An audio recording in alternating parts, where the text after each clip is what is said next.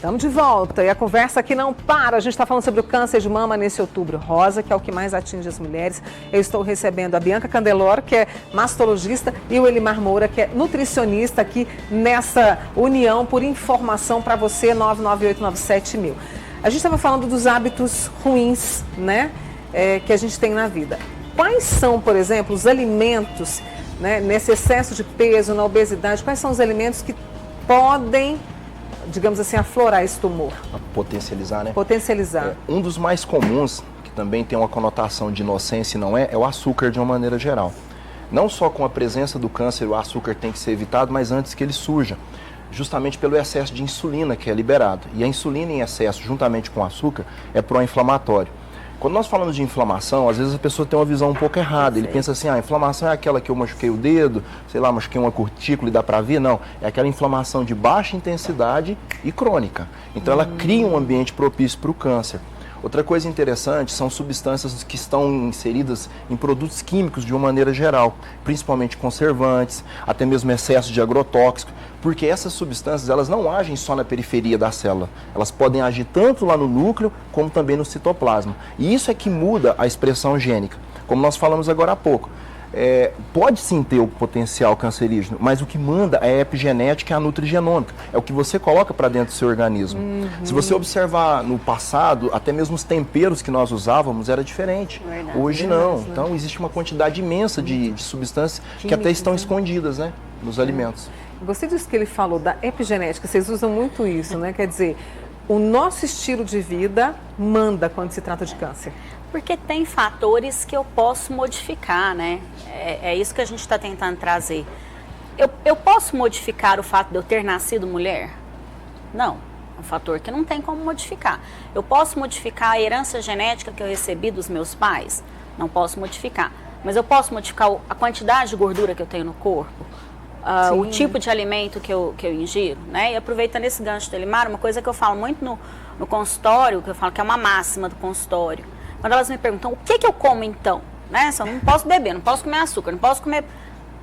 Não pode, a gente não é máquina, né? A gente vai ter os nossos deslizes, né, Elimar? Um dia ou outro ali você vai exagerar, recomeça no outro dia, né? Eu falo que quanto mais comida você estiver comprando na feira e menos no supermercado, você está no caminho certo. Deixa eu trazer uma pergunta antes da gente ir para a listinha das substâncias do bem que o Elimar separou para a gente. Tem uma amiga nossa, Helenice de Uberaba, queria saber, ela faz uso contínuo de um anticoncepcional por conta da endometriose. Quer saber se, a pergunta dela é, ele causa câncer? Eu não posso dizer o nome desse anticoncepcional aqui. O anticoncepcional que a Helenice está perguntando, então, Helenice, esse anticoncepcional que você usa, a única diferença em relação aos outros é que ele não tem o estrogênio, ele tem só a progesterona. Mas, de novo, existe um mito de que se não tiver estrogênio, você não vai estar exposto ao risco. Primeiro que o risco que o anticoncepcional agrega é mínimo. Existe, mas é mínimo, né? Mas em relação aos outros, ele, por exemplo, seria mais interessante para prevenir chance de trombose, que foi o que o Dr. Sérgio estava falando. Em relação ao câncer de mama, tanto progesterona, quanto estrogênio, quanto a testosterona, vão agir muito parecidos. Vamos para a nossa listinha dos alimentos, né? Dos alimentos das vitaminas do bem, vamos dizer assim, né? Deixa eu pedir o pessoal para trazer para a gente, olha, vitamina D3, que vitamina, onde é que está essa vitamina?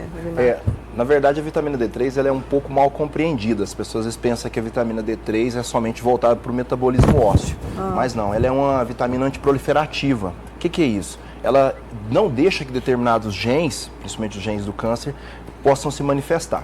Uma outra coisa interessante é que os macrófagos, que são células de defesa, vamos dizer assim, elas têm o papel de destruir células cancerígenas. E a vitamina D3 ela estimula uma proteína chamada GC-MAF, que expressa um tipo de macrófago especialista em destruir célula cancerígena. Olha que interessante. É como se você tivesse um... É sensacional, né? A gente aqui estraga, né? É verdade.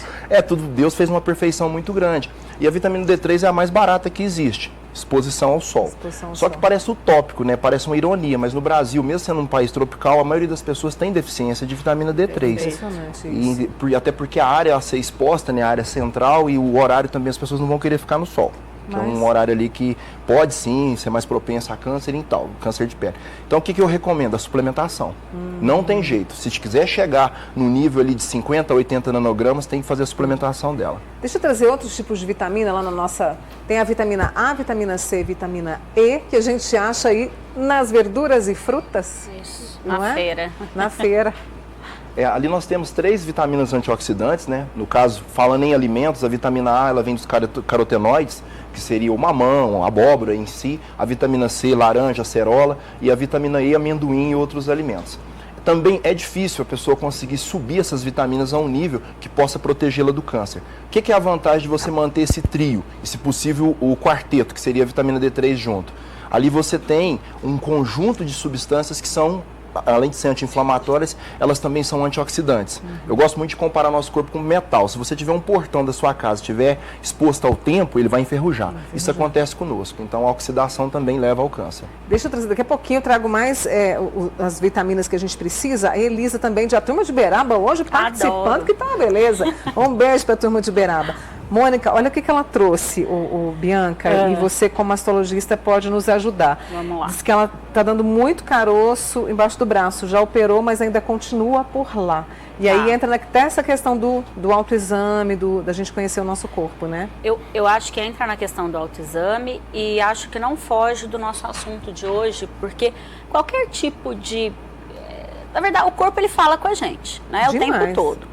Então, pessoas que têm mais tendência a inflamações de forma geral, o que a gente chama de íngua, né, furúnculo e etc., talvez eu esteja tendo uma alimentação mais inflamatória. Perceba a sua alimentação está sendo rica, talvez, nessas coisas que o Elimar está falando. Os gânglios embaixo do braço, eles existem normalmente, todo mundo tem. A gente tem que ter, ele é como se fosse um faxineiro do corpo. Né? Então, a gente tem dobrinhas, a gente tem aqui nas dobras do pescoço, nas dobras inguinais e na axila. Se eles incham, pode ser porque teve uma infecção de garganta, ou porque ele está simplesmente limpando mesmo o organismo, não necessariamente é um sinal do câncer, tá? Só rapidamente sobre o autoexame é importante para eu saber o que é muito diferente do normal. Ele não previne câncer. Deixa eu passar para a nossa próxima listinha, que nós temos que estar correndo aqui com esses dois especialistas maravilhosos. Curcumina, iodo e indol 3-carbinol. Uma aula de química. Vou falar dos 3 direto, né? A curcumina vem do açafrão da terra. Eu hoje tive na minha alimentação. Bom, de manhãzinho, com água, né? É uma forma que a gente sempre recomenda consumir, porque às vezes a pessoa não gosta do sabor dele no alimento, então coloca ali na água, pronto. A curcumina é a substância ativa do açafrão. O que é a vantagem dela? Ela é anti-inflamatória e vamos dizer assim, antiproliferativa, não deixa a célula do câncer também avançar. O iodo entra no que nós estávamos conversando agora há pouco. Muitas pessoas desenvolvem alguns nódulos, né, que vêm do cisto, depois progride para fibrose, justamente pela deficiência de iodo. E no Brasil é muito comum, porque nós não temos uma alimentação de alimentos que vêm do mar, tão incidente como no caso do Japão. Algas, peixes, enfim. Então o iodo não é só para a questão da tireoide, ele também tem um impacto sobre a mama, que é uma das substâncias que ajuda muito no combate. E para as pessoas que já têm, infelizmente, a propensão ou já têm o câncer instaurado, ele aumenta a presença de uma substância chamada delta-iodo-lactona. A célula cancerígena ela é tão do mal que ela não gosta de morrer. Então, não quer morrer. As outras células todas morrem, né? Os telômeros vão diminuindo, elas morrem. Mas a célula cancerígena não. Então, a delta-iodo-lactona tira essa invencibilidade, essa imortalidade da célula cancerígena. Interessante, né? Deixa eu trazer mais perguntas aqui. Eliane, Mônica, já tomo hormônio para tireoide e entrei na menopausa. O médico me passou mais hormônio. Estou com medo de tomar. Aí fica complicado, né? São hormônios diferentes, né? Na verdade, a cascata hormonal no corpo, eu falo que mulher, a gente é uma bombinha de hormônios, né? Então, nas diversas fases da vida, eles vão se comportar de uma forma diferente. Mas eles funcionam em harmonia, né? Se o colega passou um hormônio da tireoide é porque ela estava deficiente, se ele passou um hormônio agora para reposição hormonal, é porque o ovário não está produzindo mais o hormônio necessário e a paciente tem sintomas disso. Nem todo mundo vai precisar repor, né? Reposição hormonal é para quem precisa e para quem pode, não é para todo mundo. Deixa eu só pedir para a edição colocar a última imagem que o Elimar trouxe para a gente, quando se trata de alimentação. Nós temos ali o peixe, legumes, tubérculos, né? Muito bom. Ali no cantinho nós temos o tomate. Rico em licopeno. É uma substância que, inclusive, no próximo mês, caso tenha oportunidade de eu vir, novamente vamos falar do Novembro Azul. Sim, mas o licopeno não é importante só para o homem, para a mulher também. O salmão, por causa do ômega 3, que é uma substância extremamente importante para todas as células. A presença do vegetal ali embaixo, onde você encontra o que eu ia falar que seria o indol 3-carbinol. O indol 3-carbinol, ele impactua na conversão dos estrógenos, né, principalmente do estradiol, e não deixar virar o 16-hidroxistrona, e sim o 2. E fora outras substâncias que nós adquirimos pela alimentação. Ela fez uma colocação muito bacana com relação a você visitar mais feira do que supermercado.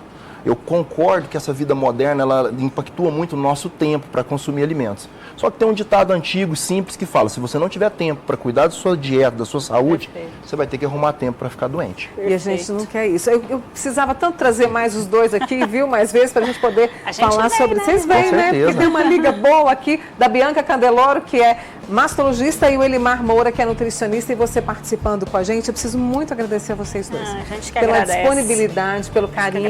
É sempre muito bom estar aqui, tendo essa oportunidade, né, de falar do que a gente faz com amor, né, Elimar? Eu vejo isso. Muito obrigada. Obrigada. Viu? A vocês dois. E ó, vamos cuidar da gente.